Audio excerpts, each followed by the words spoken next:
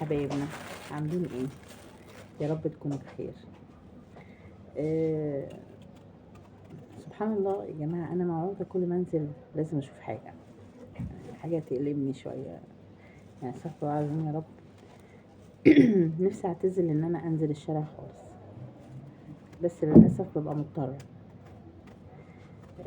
شفت للاسف حادثة مرورية وحشة قوي. بالنسبة للحيوان، جرو جرو تقريبا لسه مفتحش عينيه، يعني جرو كلاب لسه مش مفتح عينيه، صغنن قوي كده. ولقيته يعني منظر صعب جدا وسيء، لقيته تحت العربية، وللأسف الشديد أحشائه طالعة. المنظر ده مش قادرة انساه ابدا، يعني كركب لي اليوم. منظر كركب لي، هو مش النهارده، هو بقاله فترة مكركب، يعني كركب يومي، كركبني كده شوية. ممكن يكون اللي دهسه ده ما شافوش. عايزة حاجة؟ سووني يا جماعة كده. يعني ممكن يكون اللي داسه ده ما شافوش، اكيد ما شافوش، لان ما فيش حد يشوف كده، يعني حد يكون عنده رحمة وهيشوف الحيوانات كده ويدهسها عمدا، يعني مش معقول. وانا مستغربة ازاي الجرو اعمى لسه مش مفتح، وازاي الداس المفروض ده هو بيبقى محطوط في حتة، يعني ايه. شكرا يا سلمى، شكرا نطت عليا زي المفروض وماما بتبقى مراعياهم اثناء ما هم لسه كده يعني. بس انا نفسي اصدق ليه، لان هنا عندي كانت تحت البلكونه كلبه والده، ولما عيالها بداوا يشبوا ويلعبوا مش عارفه طلعوا من المكان، يعني ماتوا واحد واحد وقدامنا برضو.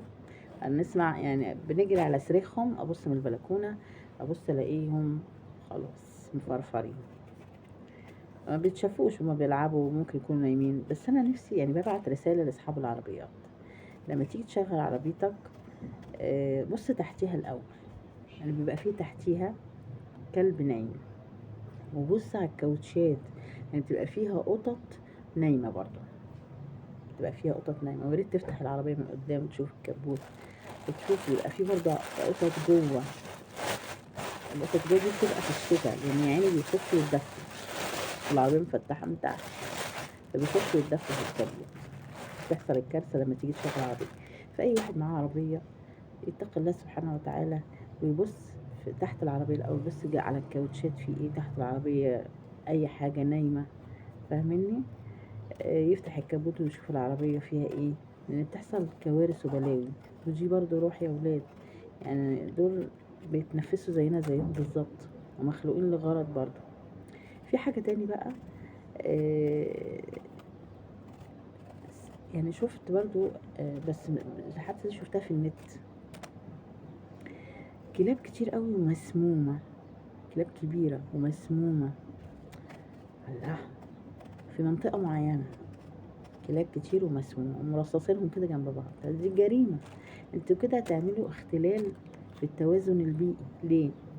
لان انت مثلا منطقة كذا سموا الكلاب اللي فيها كلها مبقاش فيها كلب. اتفرجي بقى قبلي بقى التعابين اللي هتشوفيها، وقبلوا بقى العقارب اللي هتطلع والزواحف. حاجات كتير ما بيموتهاش الا الكلاب، مش لازم الكلاب تيجي تموتها قدامك، معلش، صح. قبلوا بقى، انتوا عملتوا خلل في التوازن البيئي وسميتوا الكلاب شطرتوا على الكلاب وسميتوها، ماشي. قبلوا التعابين اللي هتشوفوها، وقبلوا العقارب وغيرها وغيرها وغيرها، فاهمين. القطط والكلاب يعني ربنا بيقولك خلقنا كل شيء بقدر، مش مخلوقين عبثا كده، لا، دول ليهم هدف برضه، زي ما انت مخلوق هما مخلوقين، بيحموك من حاجات كتير. القطط والكلاب، يعني انا عندي هنا القطط لما بتشوف حشرة في البيت فرضا، يعني بتخش لي ساعات من الباب من البلكونة، ما بيسيبوهاش. مرة لقيت شحبر، الله، دخلت لقيته ماشي في المطبخ كده وبيجري ورا حاجة، ايه ده، ايه يا شحبر، مالك يا شحبر؟ بصيت لقيت عنكبوت كده غريب قوي، شكله مش عنكبوت زي اللي احنا بنشوفهم دول، لا، الاسود اللي بتبقى رجليه ارضيه، كله ارضي كده، شكله مرعب. ولقيت شحبر مموته والكلب. واي حشره بتجيلي بالباب ابص الاقي القطط عليها تجمهر، بيحموكي من حاجات كتير ومش مخلوقين كده، بيحموكي من حاجات كتير. وخلي بالك الكلب بيخزن وبيبقى عارف الانسان المؤذي وبيخزن، فاهمني؟ فربنا يسترها علينا جميعا والله العظيم يا جماعة. ربنا يستر علينا، ان اكبر مجرم على وجه الارض هو الانسان، واكبر غدار، ومش عارفة اقول ايه. بقول لله الامر من قبل من بعد. صعب عليا الكلاب جدا، لان هم ليهم حق يعيشوا زي ما انت عايش بالظبط، ليهم حق وليهم هدف، دول هدفهم حمايتك، فاهمين كده؟ بس مفيش كلب هيتشرس لوحده، اكيد انت هتأذيه، هتضربه كده. لكن لو انت في حالك ما بتضربوش، ما تاكلوش، بس ما تضربوش، بس ما تضربوش، ما تاذيهوش، يعني ما تاذيش. لو مش عايز تاكل ما تاذيش، ابعدوا عنك ماشي، هوشه بتاع، لكن بلاش الضربه تيجي في المليان، هتتحاسب على كل ده، مفيش حاجه هتعدي، كله هيتحاسب. وربنا يحسن ختامنا ويسترها علينا، ربنا يسترها من اللي جاي زمن صعب قوي، وربنا يستر علينا جميعا. اشوفكم على خير بقى، وانا اكمل المسيره دي. مغيرتش هدوم والله، قلت يلا وانا قاعده كده اكسب وقت كده وانضف الخضار، عشان ايه؟ ربنا ييسر لنا الحال ان شاء الله.